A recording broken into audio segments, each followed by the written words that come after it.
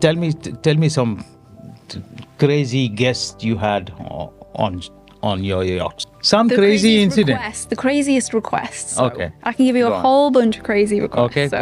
go on. Talked about FBI knocking a door of a captain. Yeah. What happened? Tell me about that. I mean- Every time this super yacht owner comes to Antibes, they fly her in a helicopter to do the nail polish of the wife. I've been on a yacht where it has a fake snowflake machine, where it is like a Christmas land. I want to talk about the leg concept. The life can be split into 25%, right? So the first 25% you learn. The next 25% you earn. And the next 25% you give. Steve Jobs, divorce. Jeff Bezos, divorce. Elon Musk, divorce. There's a pattern. Billionaires are crazy. Rise and Thrive. That's one of her books. It's a motivational book which she has written.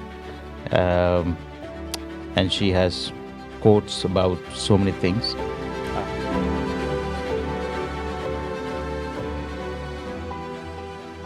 Today's guest is a female captain. She applied for Royal Navy, failed the test for 1 marks for English psychometric test. I would have failed that for million miles. But stupidity, they failed her for 1 marks on English. English girl failing English tests.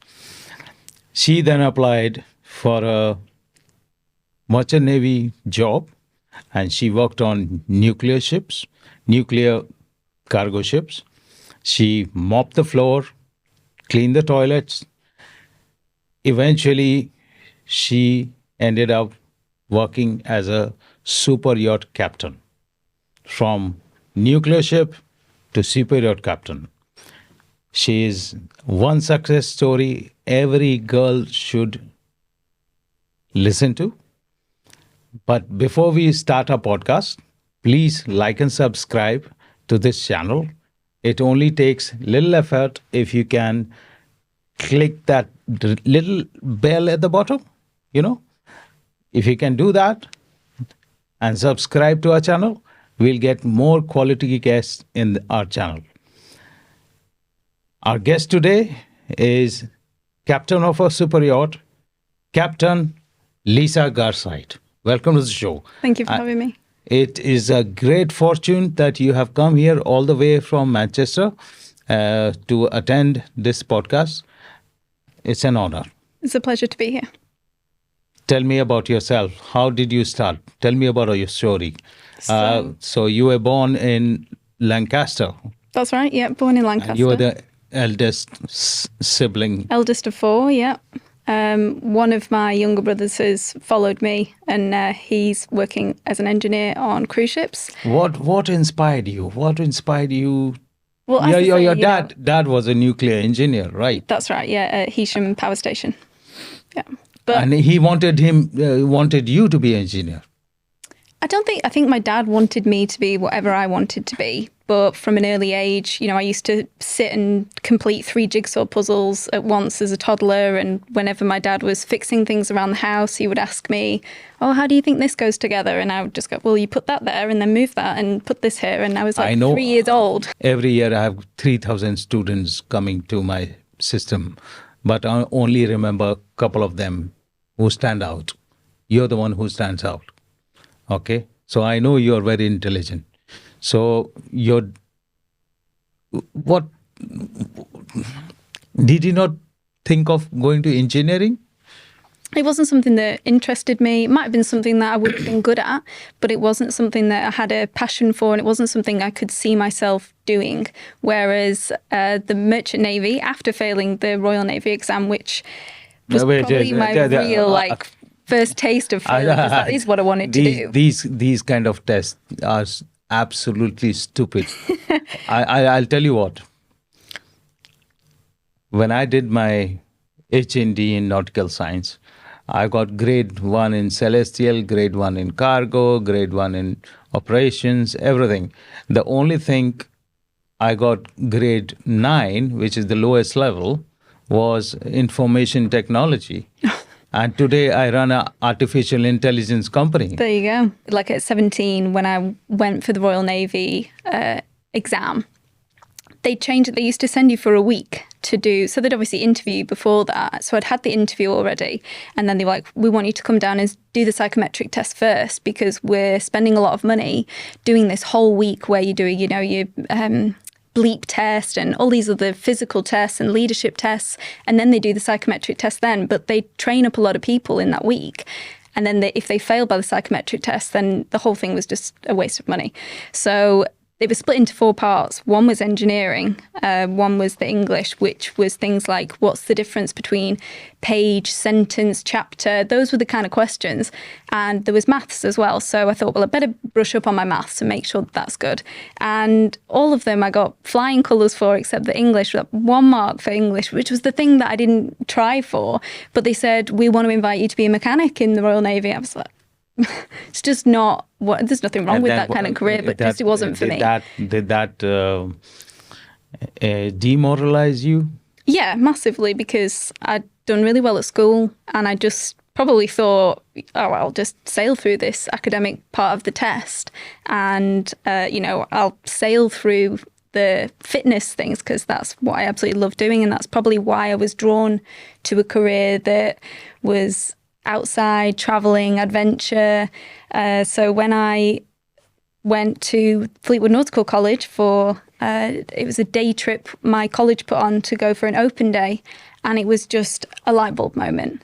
And I was like, what? You get paid to study and travel for 3 years, and then you can get a degree afterwards. All my friends were going to university, you know, £9,000 a year. I was going to be paid to do it.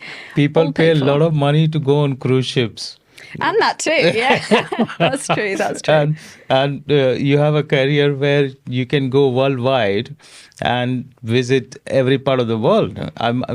My wife tells me, let's go on a cruise holiday. I said, no, I've done enough. Yeah. I've done enough. We've seen enough, right? I haven't seen enough yet. There's still places I want to see, definitely. Well, but this career, seafaring career, gives you an opportunity to get paid while you visit some of the very strangest places. Yeah, absolutely.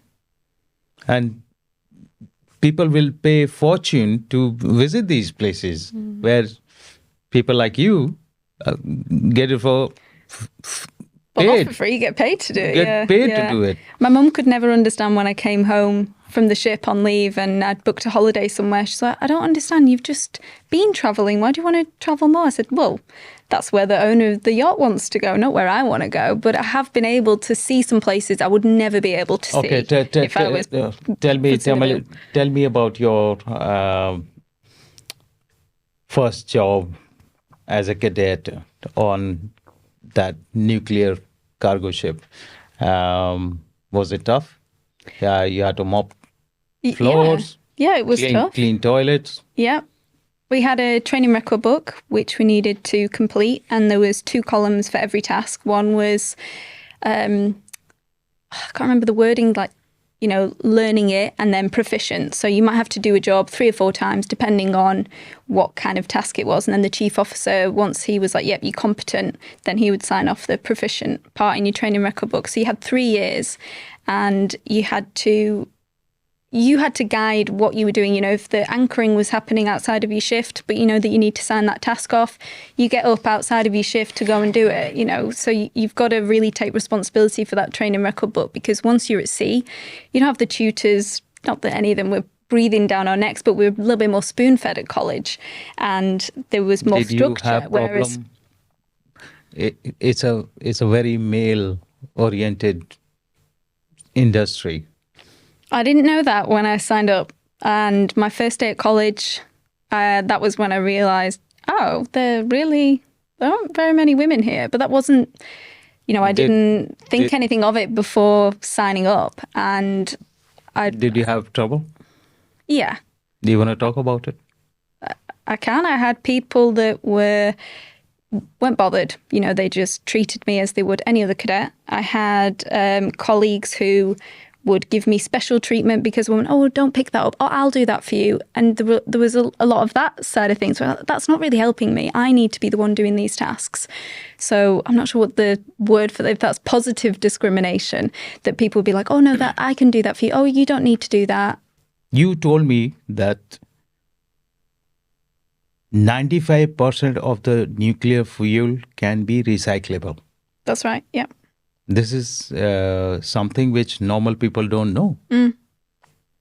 So the contract between the Japanese government and the British and French government to recycle the Japanese nuclear fuel, it's been 13 years since I worked there. So those contracts might have changed now, but the agreement was to take the spent fuel from the nuclear power station, package it up into flasks, huge flasks, and the cargo's tiny. The actual spent fuel, the amount is tiny, and you've got these big ships carrying them. How do you handle nuclear fuel?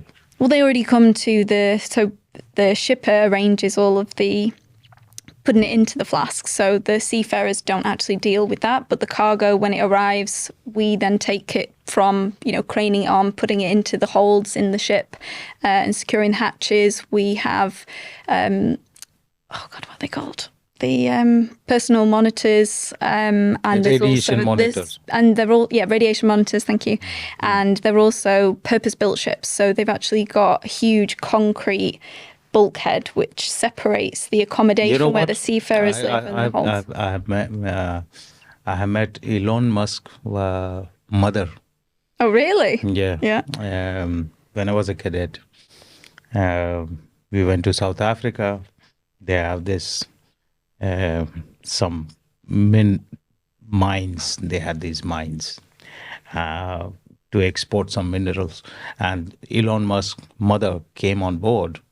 And I was a cadet, wild cadet, and she was looking into this cargo of, I can't remember the mineral. It's used to make tiles, but it's radioactive. Ah. And I told Elon Musk's mother that this is radioactive. If something happens to you, I'll sue you. She thought, who the hell is this guy? That was Elon Musk's mother. And I was wild. It's 17, 18 years old boy. You've not changed much. Yeah, that's what my wife thinks. Okay, moving on. From nuclear ship, oil tankers, how did you get into yachting? Well, after I passed my exam to be an officer, I was working on a survey vessel in the Solent coast, and that's where I saw the first super yacht, and I was just like, what is that thing? It looks so beautiful. And I Googled the name and I found all the pictures of the interior, and I was just like, how do I get a job on one of those? That's what I want to do. Because it's the private sector of the maritime industry, when I was at college, it was all commercial, obviously all paid for by commercial shipping companies. So yachting I didn't think it was an option. I didn't think it was something that I could do, or I just kind of imagined, a 10-meter sailing yacht. Whereas this thing was, I've just never seen anything like it. So luxury, yeah. So I was speaking to the stewardess, the cook stew on this boat that I was working on, and she said, oh, you just do this, this, this. And at the time I'd broken up with my boyfriend, and I was just like, do you know what? I'm just gonna do it. And if I hadn't have broken up with him, probably wouldn't have gone into the yachting industry. But because I wanted to work offshore, that was my goal. I thought, do you know what? Yeah, I'm going to go. I'm going to book my flight to Antibes. I booked my flight to Antibes. I updated my CV. Once I got there, I was sharing in a crew house, and my friend, I'm still in touch with her now. We shared a room together. Charlie, she'd been in the industry maybe 4 years, and she was looking for a chief stewardess job. So she gave me, "Look, don't do this, do that, go here, ask these people that, do this, and even though I was trying to get a job on deck and her experience was on the interior of the yacht, she knew everything there was to know and she So what guided did you me do? in the right You walked the direction. dock. You So walked. I walked the docks, and much to my dismay, I was not received very well. I was handing out my CV and asking, this was sort of September, October time that I was in on Tees. So a lot of the boats were finishing up with maybe yard maintenance, and then they were preparing for the Caribbean season. So they'd be doing a crossing across the Atlantic. So In spite of you having a certified officer of watch license from Maritime and Coast Guard Agency, nobody accepted you. No. And they tried to give you a job as a deckhand or and actually minion jobs. that is minion how jobs. I got my, I just wanted to get my foot in the door. And once I could get my foot in the door and I Did you? could prove myself, I did. But it was through a recruitment agent. And she said to me, "Lisa, this is probably the worst yacht in the industry. But do you know what? If you can do this job, you can do any yacht." And actually she was right. I worked with 4 captains in 4 months, but I learned so much. And there's been quite a few experiences that I've had in my career where I've learned how to not do things. Those are such valuable lessons that teach you more rather than, you need great mentors, of course you do, to show you how to do things. But Mentorship is for life. You cannot have a mentor for 1 day or 2 days. You need to have a mentor for life. I have a lot of mentors. And I keep calling them anytime I have a trouble. I can get advice from them. So experience works. Now, I'm going to ask you some scandalous questions. You told me that when you first joined the ship, you had to carry your own sanitary pads because it was not available on the ship. Nope. And nobody gives a fuck about it. No. And I'd been told as well by another female cadet, she said, "Make sure you don't forget, take more than what you think you're going to need for the trip because there won't be any on Because board." men don't have these problems. Nope. And who has ever thought about it? It had clearly never been thought of. If I make you a transport minister of UK, what are you going to do about it? Well, I think back in... Are you going to make a law about it? No, I think it is already a law. I think now, since maybe 2010 or maybe 2011, it was towards the end of my cadetship where all merchant ships or UK flagships, they have to carry them now for women. That's just the rule now. What else will But you it should have change? always been. What else will you change? Well, I think having somebody who has experience in the transport sector being the minister of that department, I think just that would be an improvement, because at the moment our government doesn't have, the education minister. It's never taught in a school. The Department for Transport never worked in aviation or maritime sector or public transport. Tell me some crazy guests you had on your yachts. Some crazy incident. The craziest requests. So Okay. I can give you Go a on. whole bunch of crazy requests. Okay, So go on. everything from... Make it scandalous. I don't think it's that scandalous, because the things that they ask for, I don't think that they realise that they're not within the power of anybody working on a yacht. So can we go somewhere where it's not raining? Well, Can you go somewhere it's not raining? that's a popular one. Another one is, can you take me to a beach to go swimming that doesn't have jellyfish? You can't make these guarantees. So there's no beach you can say there's definitely no jellyfish here. I've got a lot of stories about yachts because I deal with yachts, right? I tell you one story. One of the super yachts where super yachts are not used by the owners themselves mostly. They use like 30 days or something in a year. Most of the times, their friends use it or celebrities use it. Yacht is not used for actual sailing, it's a status symbol. So, this particular yacht, I'll tell you the story.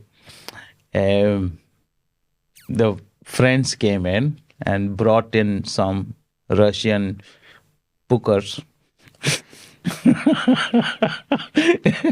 And the police came and invaded the yacht, and because it's gonna they found out these Russian hookers. Yeah. So they were about to arrest the ship and detain the ship, and the captain was phoned in by the owners that whatever you do, sort it out ASAP. So the captain goes to the police in this country, which I can't name, and he was told to pay £100,000 to get the yacht released and not get it into the media. The captain goes back to the owners and he says, the police is asking 200,000.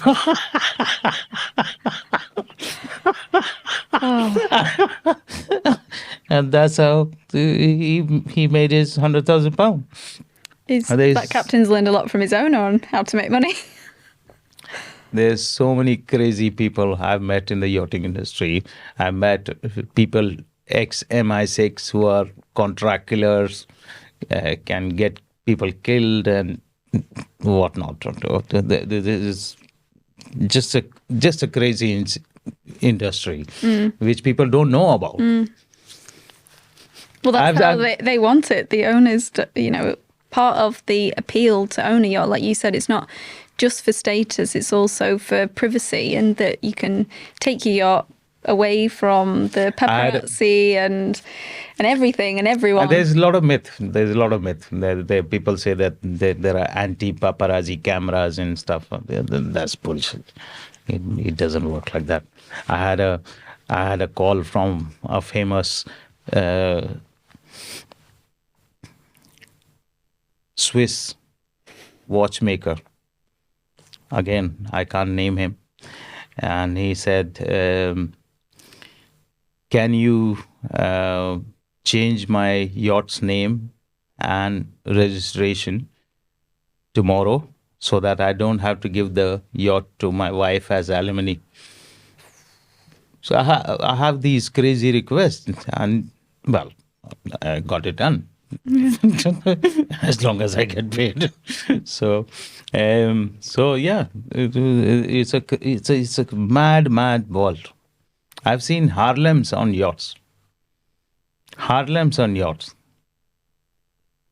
And some very famous people I can't name.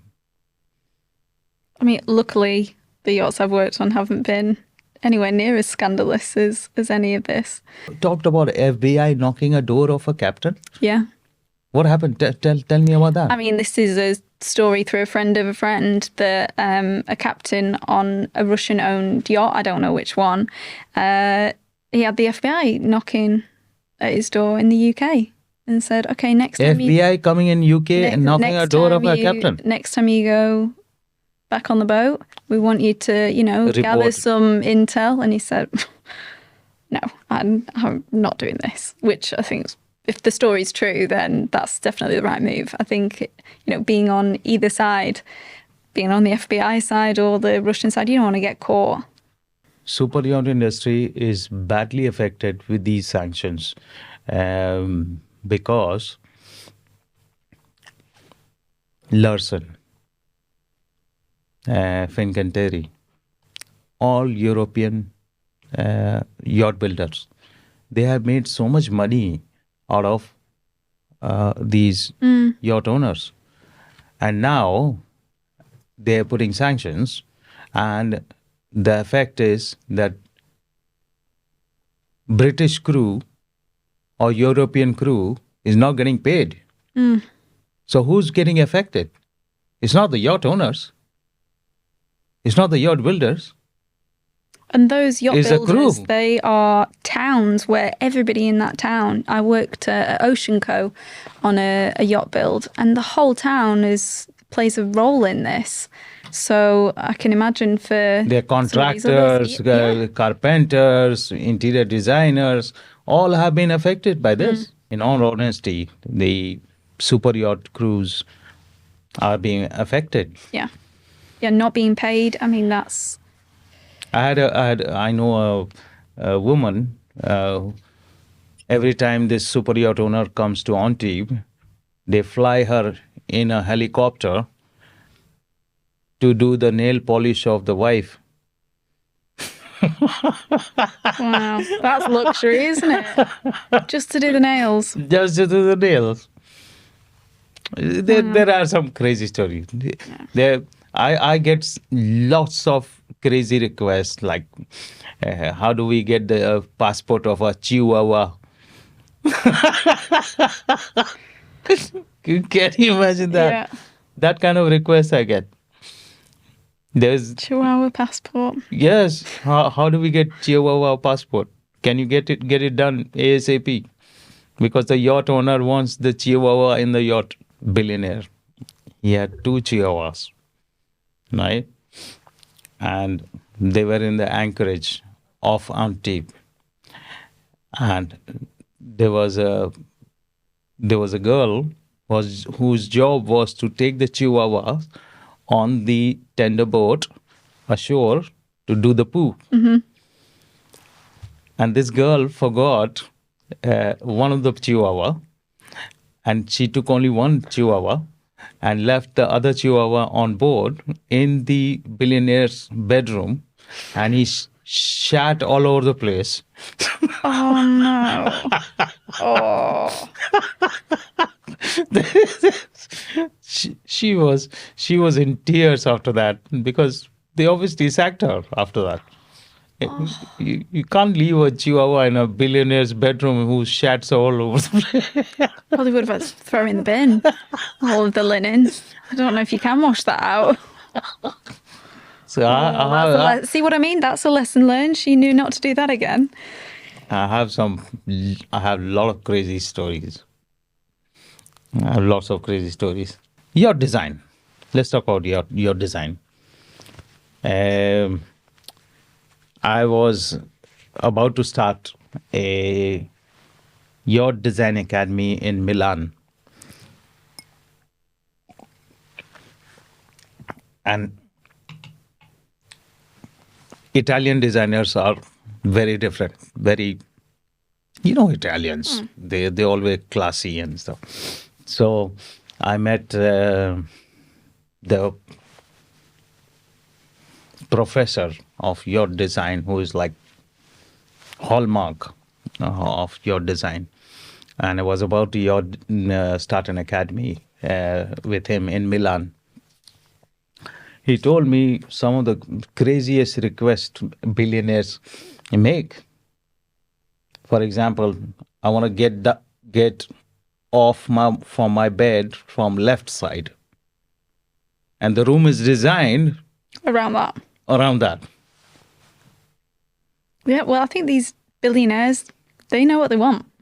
And if that's what they want and they can afford to pay for it, then they design the yacht around things like which side of the bed you get out of. Which side of bed I want to get off. That's how the yacht is designed. You can have whatever you want put into a yacht, from watch cabinet room to, submarine to, wine cellar, basketball court, helipad kind of goes without saying. Fake snowflake rooms. Really? Yeah. I've not heard of that one. So you go in and it's snowing? Yes. Why would you want that? Why would you Yes. want that? Yes. It's Is this part of cold therapy? Is it part of the spa? No, for the kids to play. Oh. I have been on a yacht where it has a fake Snow machine. Snowflake machine, where it is like a Christmas land. That's a new one on me. Lapland on a yacht. That's what I mean. If you can think it, the yacht designers, they can do it. Every movie which comes out, there is something called Cinema 001 or something. Before we common people want to watch any movie, any Hollywood movie, the billionaires get to watch it maybe 1 week before in Yeah. their cinema room. Yeah. I'm familiar with this. So with money, you can buy Anything. anything. Absolutely anything. Yeah. But that brings any happiness? I would honestly say that I don't think any of the owners that I've worked for have been any happier than other people. You know, happiness is something I believe that it's not granted. It's something I you gotta tell my work daughter, towards. don't marry a poor man, but don't marry a billionaire. Marry in the middle. Marry a millionaire.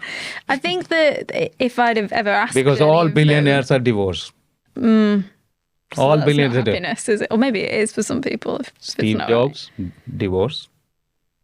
Jeff Bezos, divorce. Elon Musk, divorce. right. There's a pattern. Billionaires are crazy. Yeah. I don't think the money does bring you happiness, but it definitely helps, I think. Tell me for about these your people. book.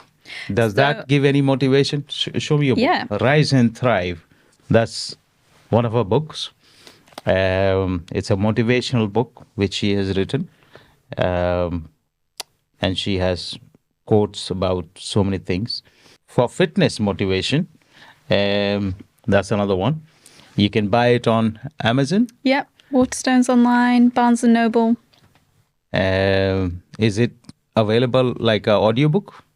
No, that's one thing I might have to consider doing is recording it.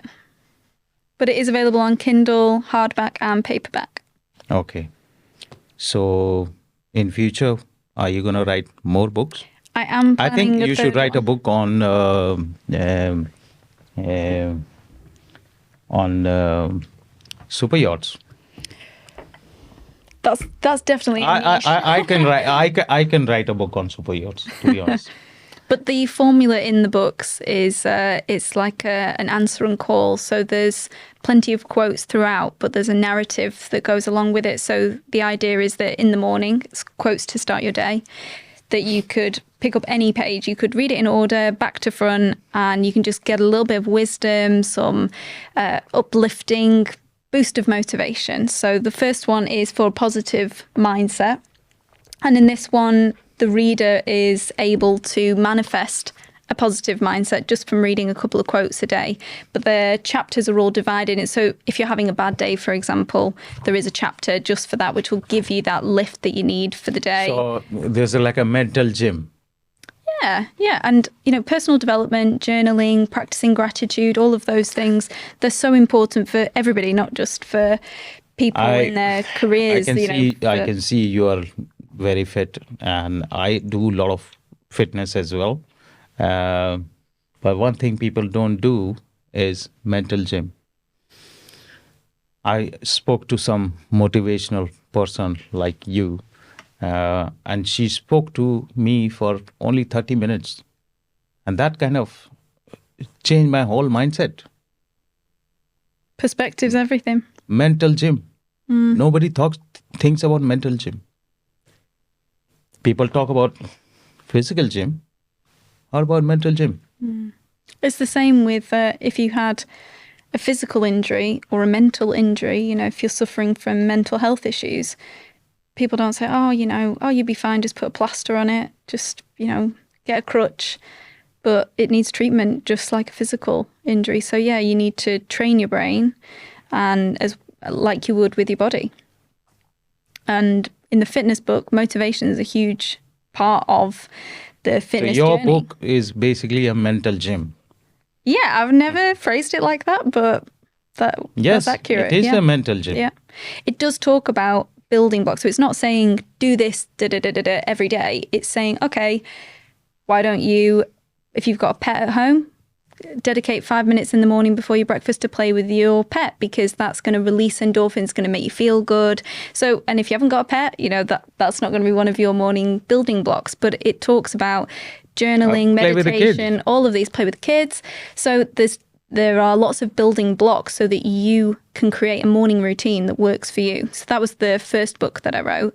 And off the success of that one, I thought people need that motivation to go to the gym or to stick to a fitness plan. People create fitness plans or find them online or watch YouTube videos of how to do a workout, but there's no structure to it. And they make a plan, New Year's Day, new year, new me, and then by February, forgotten about, whereas if you've got a structured morning where you're reading quotes about succeeding on your fitness journey, you're going to be much more motivated to stick to the plan. Okay. Tell me one thing. You are a sailor. Your husband is not a sailor. That's right. How do you juggle the lifestyle? I honestly don't know how he does it. I think it's so much harder being the person at home. He's a media person. Yeah, he works in TV and film in the editorial department. Okay.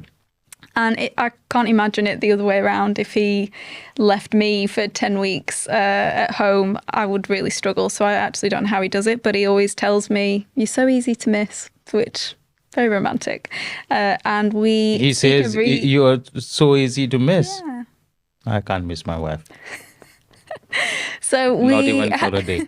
It's definitely not easy for either of us, but we speak every day. Maybe not on the phone every day, but we speak all the time, and we help each other out with whatever's going on at work for him or work for me. And so, how long is your the stay on the yachts? 2 months, 3 months? 10 weeks on, 10 weeks off. So and 10 weeks is a long time. 10 weeks is long time, yes. And depending where the yacht is, there's been times he's been able to come and visit, especially when the yacht's in the shipyard. We know where we're going to be for a couple of weeks at a time. Then we've done parts where we can kind of break it up in the middle, which makes it a little easier. It's a difficult job to have a relationship like that. It is, and I've seen it not work for many people. And I honestly don't know what I'm doing differently, but I think I just found the right person. Because I know people who have lived on board on the yachts and oh, that doesn't work. Up. I've been there, done that, got the t-shirt. Does not work.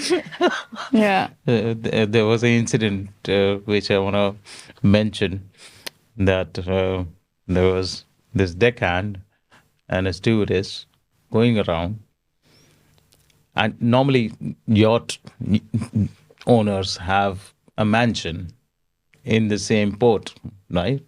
They don't always stay in the yacht.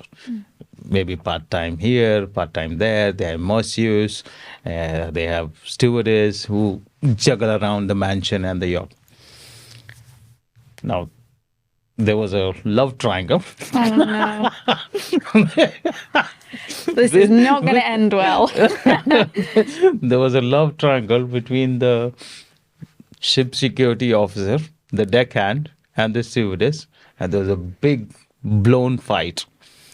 And they were all sacked later on. There was fist fight, to be honest. So, things go crazy even if you are living together. So, I don't know what triangles, she was always going to get caught in the end. I don't know how long that went on for, but it can't have been long. You have written a motivational book, right? And I want to talk about the leg concept. Do you understand the leg concept? No. You tell me about it. The life can be split into 25%, right? So the first 25% you learn. The next 25% you earn. And the next 25% you give. And that's what I'm giving now to the world, which is capable. My mother was handicapped, and she used to make poppadoms on son in a wheelchair to bring me up. That's why I have launched this water company, which will be only made by specially able people. I'll only employ specially able people. And it's called Capable. That's my give. I love that concept. So you're at a stage now after learning, after earning, and now giving back. That's really admirable. So I want to give back to the world. Through capable. Blind people, handicapped people, on wheelchair, That's brilliant. and I'll only employ them. So when is this launching? Is it available now? We're launching 10th of June. 10th of June. Exciting. That's soon. I really like that concept. It's great that you're doing that. It brings tears to my eyes when I think about my mother. Well, it's great that you're now in a position where you can help other people similar to your mom. We have come to the end of our podcast. Thank you so much for coming to our podcast, Lisa. Thank you for having me. It's a small gift from It doesn't look small. well, Lovely. There are some maritime stuff inside. That's And, wonderful. Thank you very much. Thank you for coming. Thank you for having me. It's been great to be here. And We'll do another podcast after some time when you launch another book. Okay, sounds good. Yeah, I'd love to come back. Thank you so much. Thank you. Take care.